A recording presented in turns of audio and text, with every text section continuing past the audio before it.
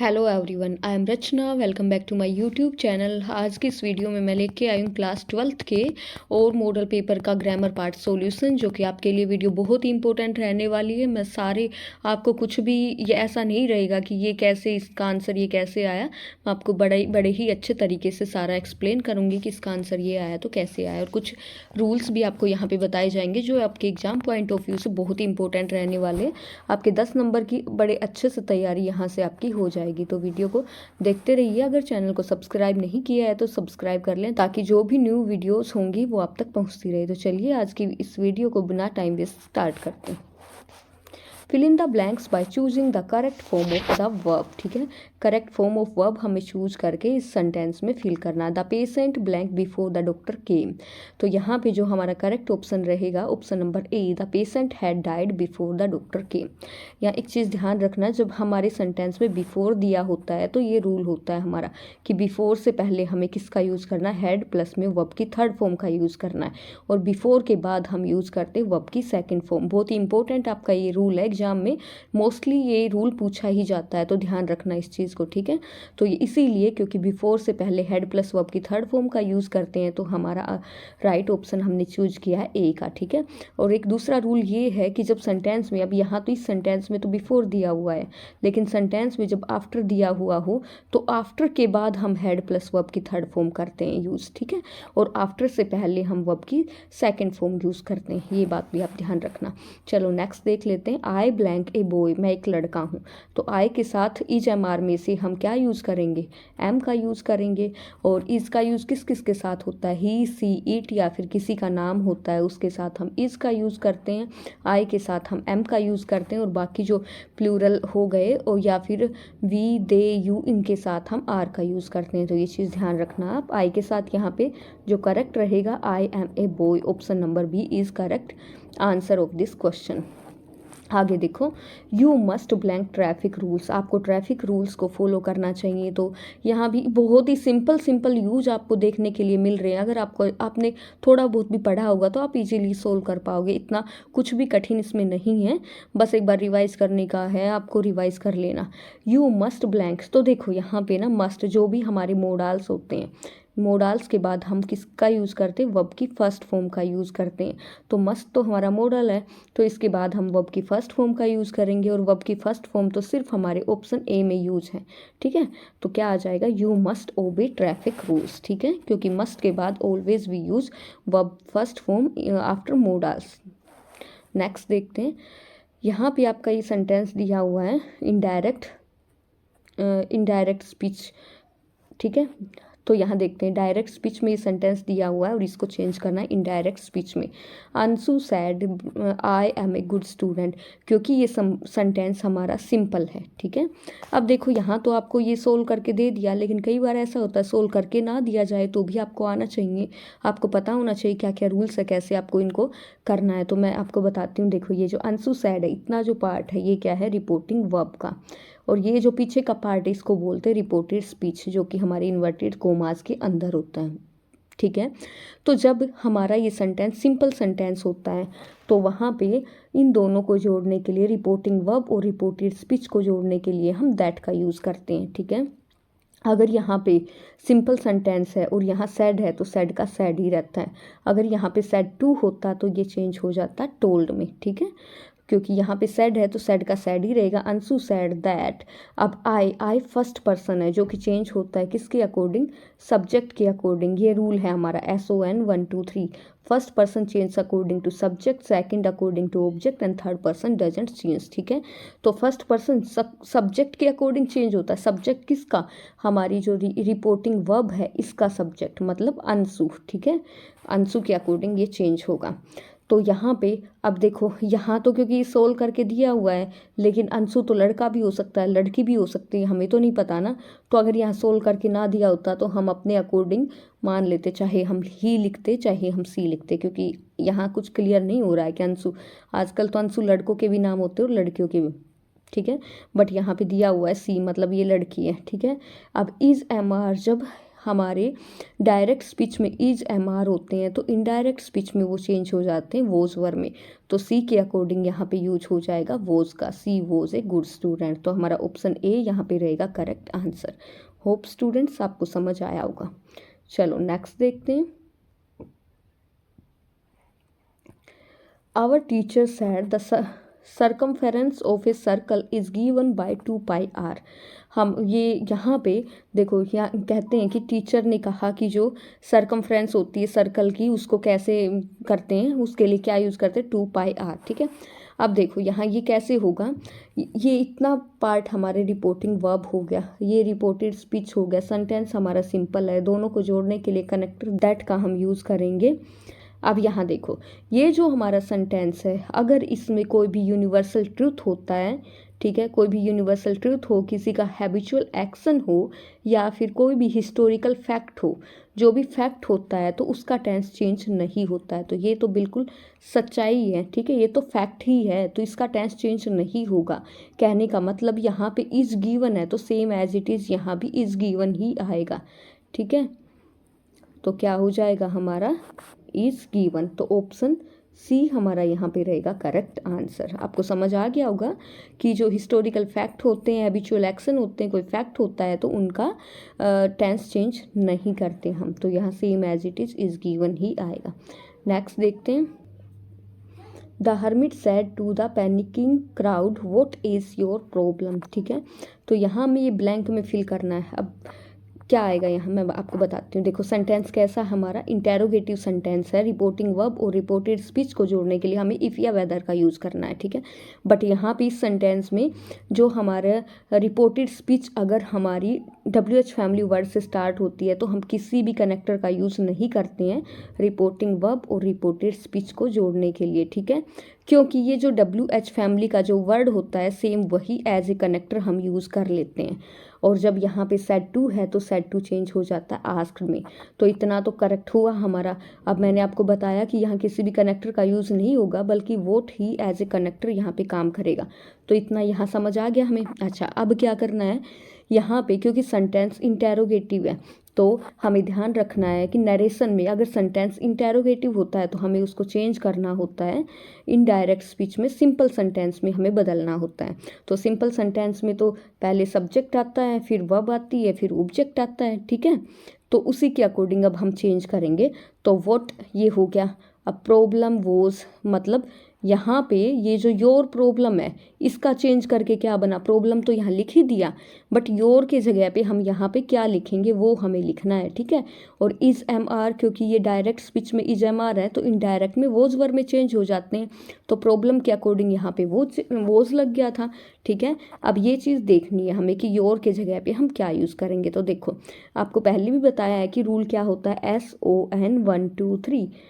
ठीक है, मतलब first person change according to subject, second person according to object and third person doesn't change. तो ये जो यू है हमारा, यू, क्योंकि ये यू का ही तो पॉजेसिव एडजेक्टिव है ना, तो ये जो यहाँ पे योर है, योर दिया हुआ है, ये सेकंड पर्सन है, second person change according to object, object के अकॉर्डिंग चेंज होगा ये। और ऑब्जेक्ट हमें देखना है हमारी जो ये रिपोर्टिंग वर्ब है, रिपोर्टिंग वर्ब का ऑब्जेक्ट हमें देखना है कि इसमें ऑब्जेक्ट क्या है। तो इसमें तो जो ऑब्जेक्ट है हमारा वो यही है, पैनिकिंग क्राउड। ठीक है, ये है हमारा ऑब्जेक्ट। तो इसी के अकॉर्डिंग अब हमें इस योर को चेंज करना है। तो कैसे चेंज करेंगे, अब यू का पॉजेसिव केस मैंने लिख लिया यहाँ पे, यू का पॉजेसिव एडजेक्टिव मैंने लिख लिया, यू योर। अब यहाँ देखो आप, ये जो क्राउड है, जो क्राउड मतलब भीड़, भीड़ के लिए हम कौन सा प्रोनाउन यूज़ करेंगे, यहाँ पे दे का यूज़ करेंगे। ठीक है, तो यहाँ दे, क्राउड के लिए हमने प्रोनाउन यूज़ किया दे का। ठीक है, तो दे के यहाँ पे देयर बन जाएगा जो हमारा पॉजेसिव एडजेक्टिव रहेगा, क्योंकि यहाँ पे पॉजेसिव एडजेक्टिव योर है तो यहाँ क्या बन जाएगा, देयर बन जाएगा। क्राउड के लिए यहाँ तो हम देन यूज़ करेंगे बट इसका जो प्रोनाउन होगा वो तो दे होगा ना।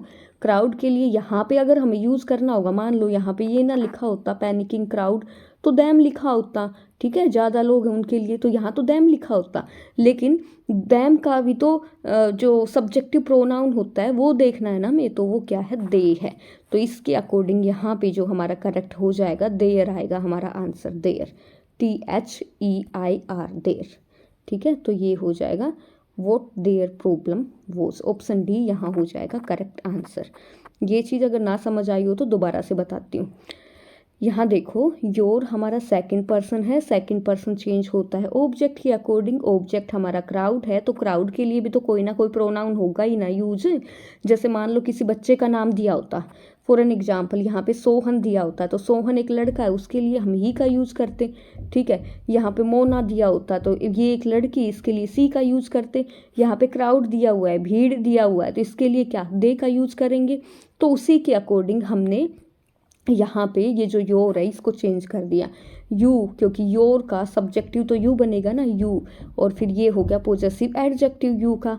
इसी तरह से अब हम क्राउड का मतलब दे का बनाएंगे, दे, देयर, THEIR। ठीक है, तो हो जाएगा करेक्ट हमारा option D is correct answer. इनमें ध्यान रखना कि THEIR आएगा, THEIR ये किसी प्लेस के लिए यूज होता, वो देयर है। ठीक है, चलो आगे देखते हैं। Blank gold is a precious metal, यहाँ कहा गया है कि गोल्ड जो है बहुत ही बहुमूल्य धातु है। तो देखो यहाँ गोल्ड से पहले किसी भी आर्टिकल का यूज़ नहीं होता है।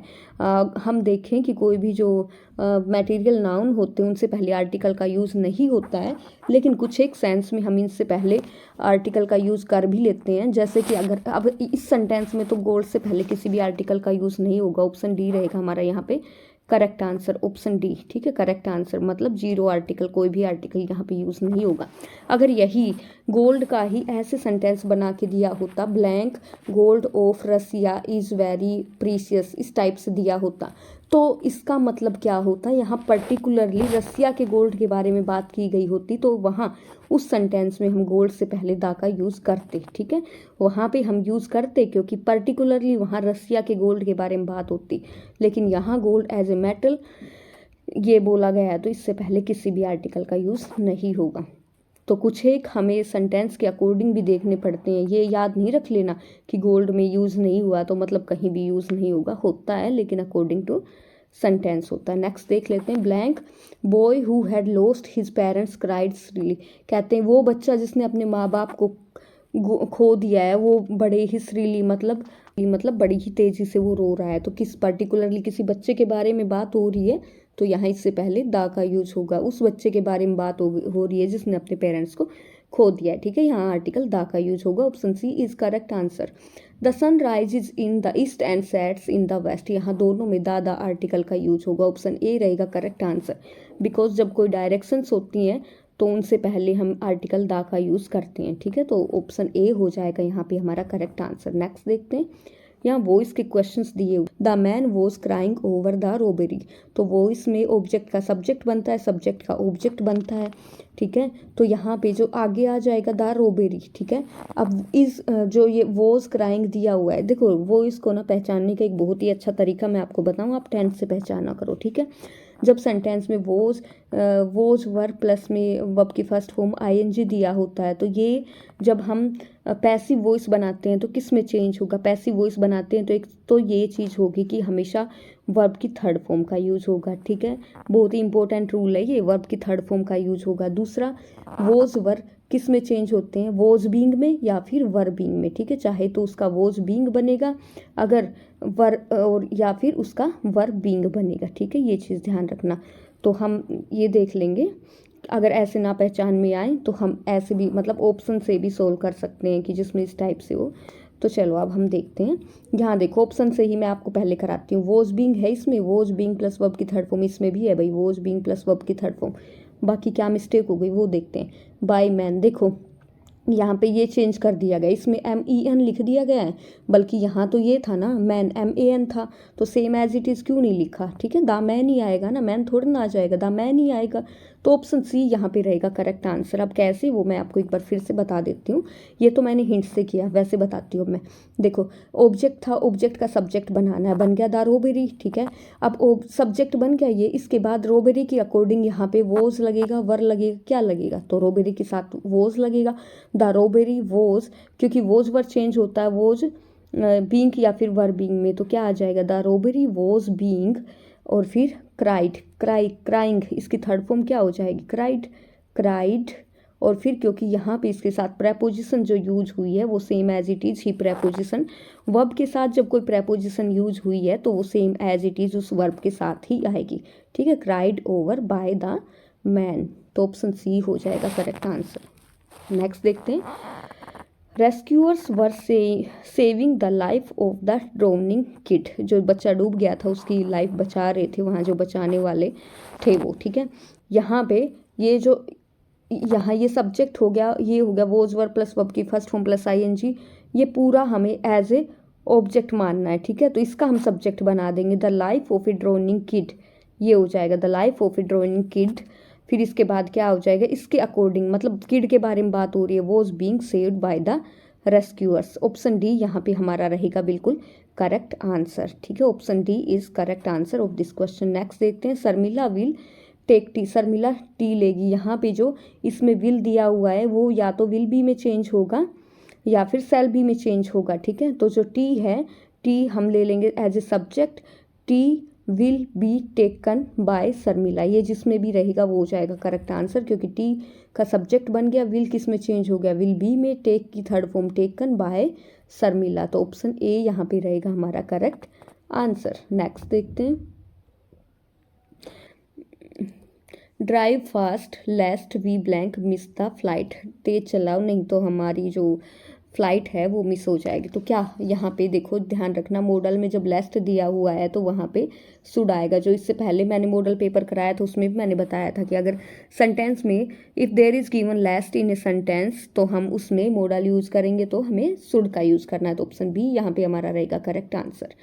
ये वाला भी आपके प्रीवियस मॉडल पेपर में भी कराया था कि कोई भी हमें विनम्र किसी से किसी चीज़ के बारे में पूछना है तो हम उसके लिए वुड का यूज़ करते हैं, ठीक है।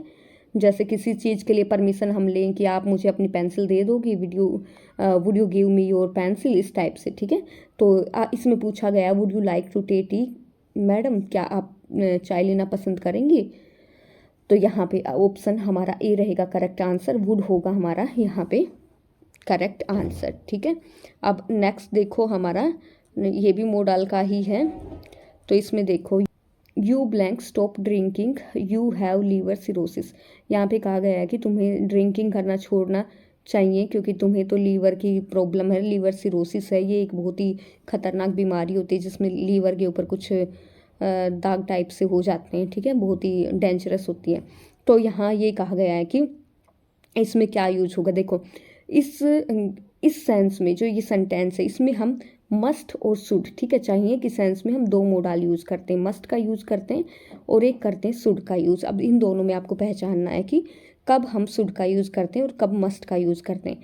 तो जो मस्ट का यूज़ है वो यूज होता है कोई स्ट्रॉन्ग रिक्वायरमेंट, स्ट्रॉन्ग नेसेसिटी के लिए हम किसका यूज़ करते हैं, मस्ट का, स्ट्रॉन्ग नेसेसिटी के लिए कि भाई आपको ये चीज़ करने की आवश्यकता है। तो यहाँ इस सेंटेंस में स्ट्रॉन्ग नेसेसिटी का के लिए हुआ है कि आपको ये करना चाहिए, नहीं तो आपको ये बीमारी हो सकती है, तो हम यहाँ इस सेंटेंस में यूज करेंगे मस्ट का, ठीक है। और शुड का जो यूज होता है वो होता है एडवाइस के लिए, एडवाइस के लिए होता है शुड का यूज, और स्ट्रॉन्ग नेसेसिटी के लिए होता है मस्ट का यूज। ये चीज़ ध्यान रखना, मस्ट और शुड के रूल्स में आपको पूछे जा सकते हैं, ठीक है। तो होप स्टूडेंट्स आपको वीडियो अच्छी लगी होगी, अगर वीडियो अच्छी लगे तो चैनल को सब्सक्राइब कर लेना, दोस्तों के साथ वीडियो भी शेयर कर देना, और भाई कमेंट पे भी लिख दिया करो क्योंकि आपके कमेंट ही हैं जो कि मेरे लिए मोटिवेशन का काम करते हैं। अगर आप कमेंट्स लिखोगे तो मेरा भी मन करेगा आगे अच्छी अच्छी वीडियो आपके लिए बनाने के लिए। सो थैंक्स फॉर वॉचिंग, मिलते हैं नेक्स्ट वीडियो में, bye, take care, have a nice day.